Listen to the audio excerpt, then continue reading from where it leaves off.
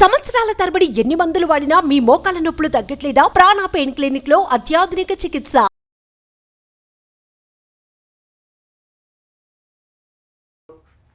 నమస్కారం శంకరి గారు. నమస్తే సరే. సో మనం చూస్తూ ఉంటాం మెడిటేషన్ చేసేటప్పుడు మనకు వచ్చే థాట్స్ కావచ్చు, ఫీలింగ్స్ కావచ్చు, అండ్ వాటి మీద కలిగే మనకి నమ్మకం కావచ్చు, అవన్నీ చాలా డిఫరెన్స్గా ఉంటాయి. ఒకటి ఆలోచిస్తాం, ఒక ఫీలింగ్ని మనం ఎక్స్పీరియన్స్ అవుతూ ఉంటాం, అండ్ ఇంకొక యాక్షన్ ఇంప్లిమెంట్ చేయాలి అని ఇంకొక మనకి రన్ అవుతూ ఉంటుంది. అలా కాకుండా మన ఫీలింగ్స్ కావచ్చు, మన థాట్స్ కావచ్చు, మన బిలీవ్స్ కావచ్చు, ఇవి మూడు కరెక్ట్గా ఉన్నప్పుడే ఒక యాక్షన్ అన్నది ప్రాపర్గా జరుగుతూ ఉంటుంది. అలాంటప్పుడు ఈ మూడింటిని మనం మెడిటేషన్ చేసేటప్పుడు స్టేబుల్గా ఉండాలి అంటే ఏ విధంగా చేయొచ్చు అంటారు? జనరల్గా మనిషికి ప్రతి ఒక్క మనిషికి ఒక్కొక్క ఫీలింగ్ ఉంటుంది.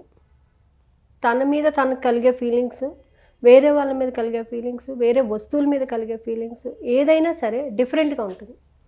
మన లైఫ్ మొత్తం అంటే మనం డిజైన్ చేసుకోవాలి అనుకునేటటువంటి లైఫ్, అందరూ అంటుంటారు ఏంటంటే మన లైఫ్ మన చేతిలోనే ఉంది, మనం ఎలా అనుకుంటే అలాగే జరుగుతుంది, యద్భావం తద్భవతి. సో నువ్వు ఏదనుకుంటున్నావో అది నీకు జరగాలి అని అంటే నువ్వేం చెయ్యాలి?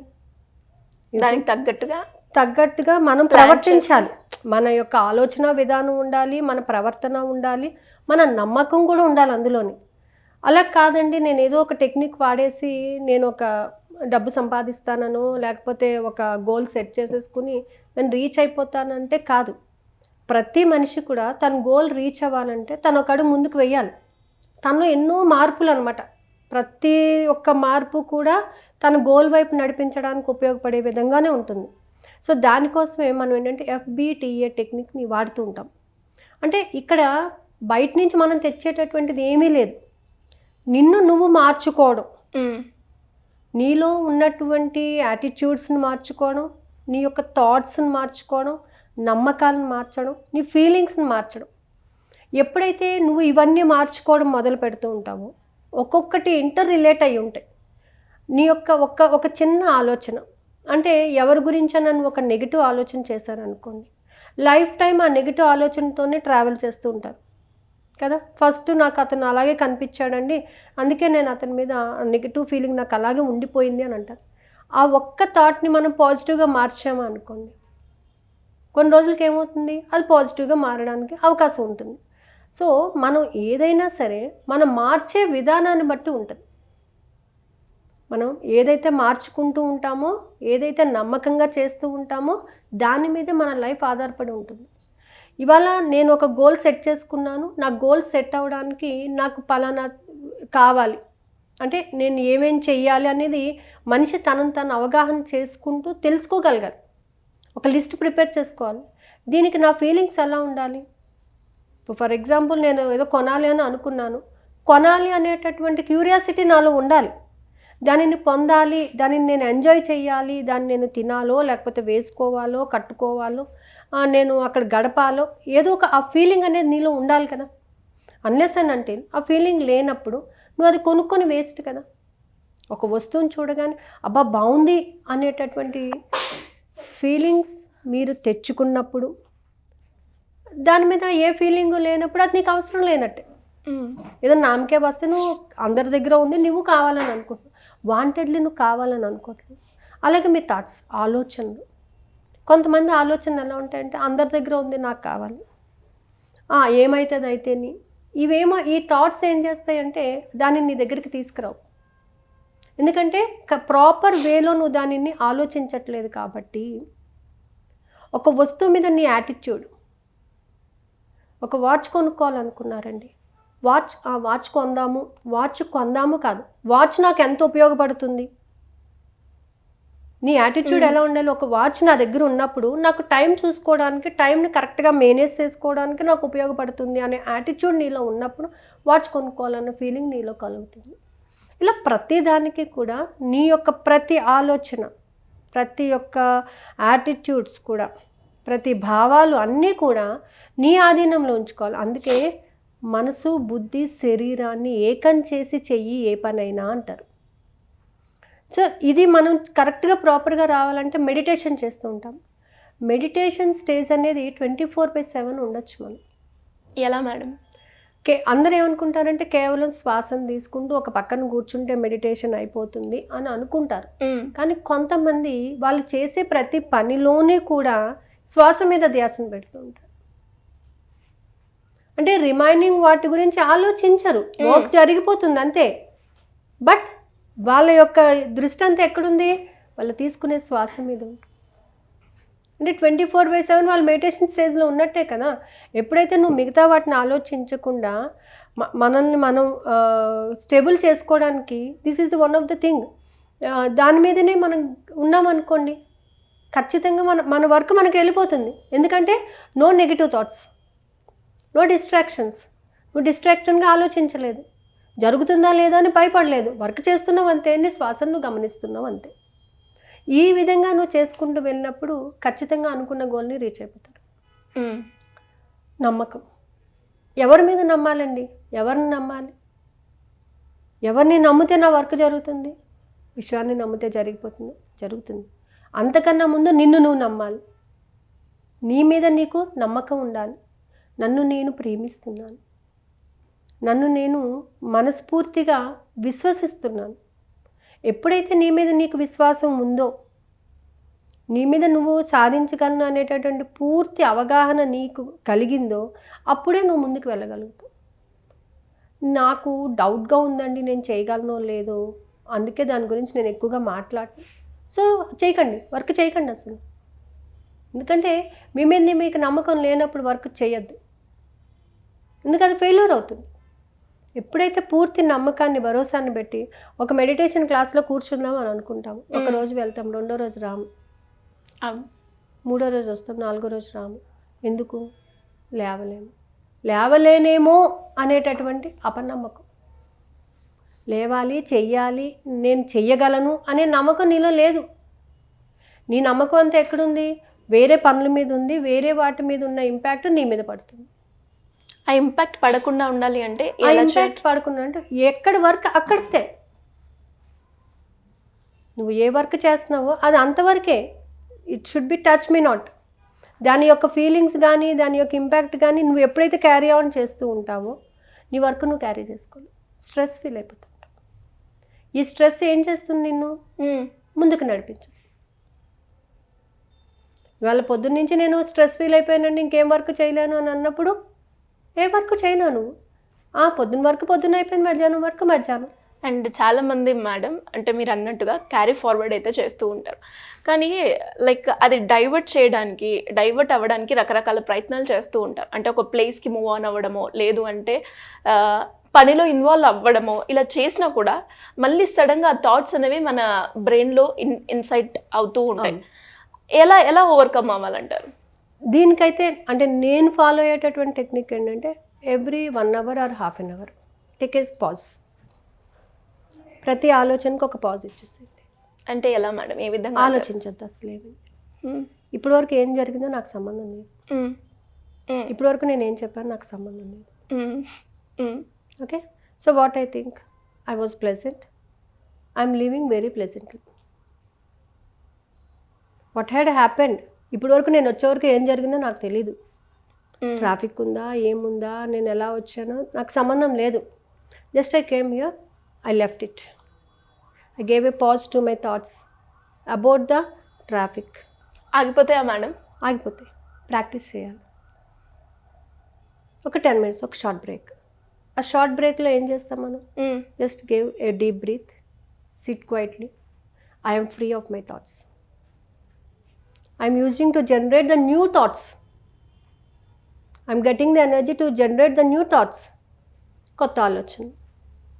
అయిపోయింది, ఇక్కడితో అయిపోయింది. నేను పైకి వచ్చాను అని అంటే కింద స్టోరీ కింద అయిపోయింది. సో పైకి వచ్చాక ఏం చేయాలి?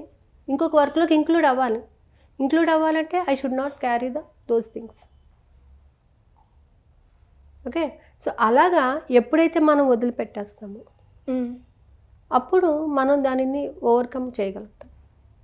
ఎప్పుడైతే దాన్నే క్యారీ చేసుకుంటూ ఇక్కడ ఉన్నా కూడా అదే ఆలోచన చేసుకుంటూ ఉన్నామంటే అది మనల్ని వెంబడిస్తూనే ఉంటుంది. ఎందుకంటే నువ్వే లాక్కొస్తున్నావు దాన్ని. అది రాను అంటుంది కానీ నువ్వే లాక్కొస్తూ ఉంటావు. అది దాని స్టోరీ అక్కడికి అయిపోయింది, అది రాను అన్నది. కానీ మీ ఆలోచనల ద్వారా మీరు ఏం చేశారు? దాన్ని క్యారీ ఫార్వర్డ్ చేసుకుంటూ వస్తున్నారు. వచ్చేసాము, అయిపోయింది. ఇంక మళ్ళీ దాన్ని తవ్వుకోవడం ఎందుకు? దాన్ని మళ్ళీ ఆలోచించుకొని మళ్ళీ చేయడం ఎందుకు? ఎవ్రీ 1 అవర్కి ఒక 5 మినిట్స్ బ్రేక్ తీసుకోండి. రిలాక్స్. నేను ఎక్కడ ఉన్నానో అక్కడ ప్రశాంతంగా ఉన్నాను. అంటే ఆ పాస్ మూమెంట్కి రావాలి అంటే ప్రాక్టీస్ అవసరం అంటారు. ప్రాక్టీస్ ఏం లేదు, మీరు షూట్కి బ్రేక్ తీసుకుంటారు కదా. షూట్కి బ్రేక్ తీసుకున్నప్పుడు ఆ 5 మినిట్స్లో కూర్చొని వాటర్ తాగడము, సంథింగ్ ఏదో ఒకటి చేస్తారు. ఆ కూర్చున్న టైంలోనే నేను ప్రశాంతంగా ఉన్నాను. I'm ready to generate new energy. I'm ready to take the new energy. I'm ready to take a new shoot. So what has happen? అయిపోయింది. ఇప్పుడు నాతో షూట్ అయిపోయింది. ఇంకో షూట్లో కూర్చున్నప్పుడు ఇది క్యారీ ఫార్వర్డ్ చేయరు కదా. లేదు. ఎందుకు చేయరు? అయిపోయింది కదా. మీరు అక్కడ కూర్చొని కూడా ఇదే క్యారీ ఫార్వర్డ్ చేస్తే మీ షూట్ జరగదు కదా. సో ఎవ్రీ 10 మినిట్స్ మీరు బ్రేక్ తీసుకున్న ప్రతిసారి కూడా నేను ఎక్కడ ఉన్నానో అక్కడ ప్రశాంతంగా ఉన్నాను, ఎక్కడ వెళ్తున్నానో అక్కడ ఆశాజనకంగా ఉన్నాను, అంతే. ఎలా ఉన్నాను? హ్యాపీగా ఉన్నాను. ఇప్పటికన్నా ఇప్పుడు వెళ్ళబోయేది ఇంకా హ్యాపీగా ఉన్నాను, ఇప్పుడు చేసేది ఇంకా హ్యాపీగా చేస్తున్నాను, ఇంకా ఎనర్జెటిక్గా చేస్తున్నాను అని మీకు మీరు ఎనర్జీని బూస్టప్ చేసుకుంటూ ఉంటే it will give you more and more new thoughts. మెడిటేషన్లో కూర్చున్నప్పుడు కూడా చాలామందికి ఫస్ట్లో సెట్ కాదు. ఫస్ట్ 5 మినిట్స్ డిస్టర్బ్ అవుతూనే ఉంటారు. 10 మినిట్స్ తర్వాత ఒక స్టడీ స్టేట్కి వస్తారనమాట. ఆ స్టేజ్కి వచ్చిన తర్వాత అప్పుడు తెలుస్తుంది వాళ్ళకి, వాళ్ళ థాట్స్ కూల్ డౌన్ అయినప్పుడు వాళ్ళు నెమ్మదిగా కూర్చుంటారు. థాట్స్ ఉన్నంతసేపు కూడా they will be disturbed by themselves. ఎప్పుడైతే థాట్స్ని పట్టించుకోకుండా నీతో నాకు సంబంధం లేదు అని మనం అనుకుంటామో అప్పుడు మనకి కొత్త థాట్స్ని జనరేట్ చేసుకోవడానికి ఎనర్జీ బయటకు వస్తుంది. సో ఎవ్రీ 1 అవర్కి 5 మినిట్స్ బ్రేక్ తీసుకోండి. I'm free, I'm happy. నేను ఎక్కడున్నాను అక్కడ ప్రశాంతంగా ఉన్నాను. ఎక్కడైనా ఉండండి, మీరు ప్రశాంతంగా ఉన్నాను అంతే. ఉన్నాను అని మీరు చెప్పండి. ఆ ప్రశాంతంగా ఉన్నాను అని మీరు చెప్పే ఆ సౌండే కొంత ప్రశాంతతను కల్పిస్తూ ఉంటుంది. ఎక్కడికి వెళ్తున్నాను అక్కడ ఆశాజనకంగా ఉన్నాను, ఎస్, చాలా హ్యాపీగా రిసీవ్ చేసుకోవడానికి వెళ్తున్నాను. సో ఇలాగా ఈ థాట్స్ ఏం చేస్తాయంటే పాజిటివిటీని పెంచుతూ ఉంటాయి. అలా కాకుండా ఎప్పుడుదో జరిగిపోయింది, నిన్నటిది మొన్నటిది అన్నీ నేను క్యారీ ఫార్వర్డ్ చేస్తానంటే లావ్ అయిపోవడం తప్పే ఉండదు. Because of stress. ట్రూ. ఎక్కడిది అక్కడ పాజ్ పెట్టేసేయాలి. పెట్టేసి ఇక్కడి వరకు ఏం జరిగింది నా మంచిగా జరిగింది, ఇకపై ఏం జరుగుతుందో కూడా నా మంచిగా జరుగుతుంది, ఐఎమ్ హ్యాపీ అని ఒక మాట చెప్పండి, లైఫ్ హ్యాపీగా ఉంటుంది. A beautiful smile will gives a beautiful life కదా. సో ఒక బ్యూటిఫుల్ స్మైల్తోని we are entering in to the new zone. ఇక్కడి వరకు అయిపోయింది, కట్ అయిపోయింది, నెక్స్ట్. అలా లైఫ్ని మనం డిజైన్ చేసుకోవడంలోనే ఉంటుంది. Every time no one will guide you, no one will counsel you, but every second you can guide yourself. ఒక 5 మినిట్స్, 60 మినిట్స్లో ఒక 5 మినిట్స్ మన కోసం మనం కేటాయిస్తే లైఫ్ బాగుంటుంది. సో మీరు అన్నట్టుగా మన లైఫ్ని మనం డిజైన్ చేసుకోవడానికి మెడిటేషన్ ఏ విధంగా ఉపయోగపడుతుందంటారు? అండ్ ఇప్పుడు మీరు కండక్ట్ చేయబోయే మెడిటేషన్ క్లాస్లో ఈ మార్పు అనేది మనం చూడగలుగుతామంటారా? మనం ఇప్పటి వరకు 17 బ్యాచెస్ కండక్ట్ చేసాం. 99% అందరూ కూడా they came to A better life style. Okay, వాళ్ళకి అది ఎడిక్ట్ అయిపోయారు. ఆ టైంకి ఖచ్చితంగా మెడిటేషన్ చేయాలి అనేటటువంటి స్టేజ్కి వచ్చేసారు. అయితే నాకు ఒక చిన్న బాధ ఏంటంటే టెక్నిక్ని టెక్నిక్లా కాకుండా టెక్నిక్లోని ఆంతర్యాన్ని గమనించండి అని చెప్తాను. భావాన్ని, అందులో ఉన్నటువంటిది ఏంటి, అసలు ఇది నేను ఎందుకు చెయ్యాలి, ఏ విధంగా చెయ్యాలి అని గమనించుకుంటూ వెళ్తే మనకు అది వర్కౌట్ అవుతుంది. అందుకోసమే సాటర్డే క్లాస్ కండక్ట్ చేయడం జరిగింది 21 డేస్. ఇందులో 4 విషయాలు తీసుకుంటానని కూడా చెప్పాను. ఎందుకు కృతజ్ఞత చెప్పాలి, ఎందుకు ప్రేమతో మాట్లాడాలి, ఎందుకు హోపోనోపోనోని యూజ్ చేయాలి, అసలు ఎందుకు వాటర్ గ్లాస్ టెక్నిక్ని యూజ్ చేయాలి, ఈ పంచభూతాల యొక్క శక్తిని మనం ఎందుకు కలిగి ఉండాలి, ఈ శక్తి వల్ల మనకేం లాభం వస్తుంది, ఇవాళ నాకు డబ్బులు కావాలి, ప్రాబ్లమిక్గా ఉంది, నేను ఏదో టెక్నిక్ చేస్తే డబ్బు వచ్చేసింది, ఓకే మై ప్రాబ్లమ్ సాల్వ్. మళ్ళీ ప్రాబ్లం వస్తే ఏం చేస్తారు? ఇలా ప్రాబ్లమ్స్ అనేవి వస్తూనే ఉంటాయి లైఫ్లోని. నువ్వు ముందుకు వెళ్ళాలంటే ఏదో ఒకటి ఫేస్ చేస్తూనే ఉండాలి. కానీ ఆ ప్రాబ్లమ్స్ని ఒక్కసారి లేకుండా చేసుకుంటే ఎలా ఉంటుంది? నిన్ను నువ్వు మార్చుకుంటూ ఆ వేలో వెళ్తే ఇంకా బాగుంటుంది కదా అనేది నా ఉద్దేశం అనమాట. అందుకే గ్రాటిట్యూడ్, కృతజ్ఞత చెప్పడం, ఫర్గివ్ చేయడం, వాటర్ గ్లాస్ టెక్నిక్ యూజ్ చేయడము, మనం తీసుకునే ప్రతిదానికి కూడా కృతజ్ఞతాపూర్వకంగా ఉండడం. సో దీని గురించి క్లాస్ కండక్ట్ చేయడం జరుగుతుంది. ఎందుకంటే మెడిటేషన్ ఆల్రెడీ స్టార్ట్ అయిపోయింది. మళ్ళీ నెక్స్ట్ మంత్ May 13th ఉంది క్లాసు, మెడిటేషన్ మార్నింగ్ 4 o'clock. అప్పటి వరకు అయితే 17th బ్యాచ్ రన్ అవుతుంది. ఈవినింగ్ 8:20 to 9:20 ఒక టెక్నిక్స్ క్లాస్ అయితే స్టార్ట్ అవబోతుంది. సో ఇంట్రెస్ట్ ఉన్న వాళ్ళు ఎలా అప్రోచ్? కింద స్క్రోల్ అవుతున్న 2 numbers కాంటాక్ట్ చేస్తే they can give the information. Thank you madam, thank you so much. Suman టీవీలో మీ పర్సనల్ అండ్ బిజినెస్ ప్రమోషన్స్ కోసం కింది నెంబర్కి కాంటాక్ట్ చేయండి.